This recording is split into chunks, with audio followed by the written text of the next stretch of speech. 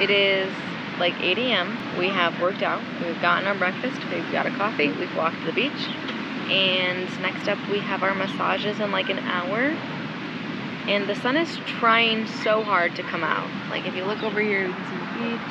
And there's a little bit of sun right there. And this might be the only sun we get today, so we're making sure we're sitting outside for it. And after massages, we're gonna go in the hot tub.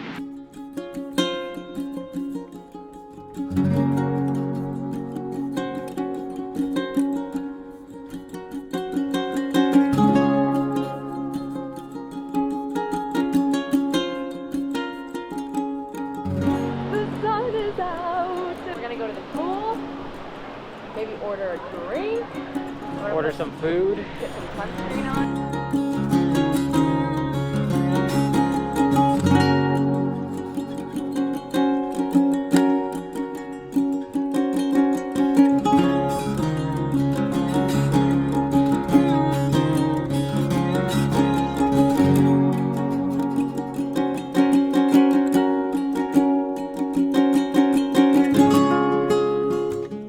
You can see the sunset behind me.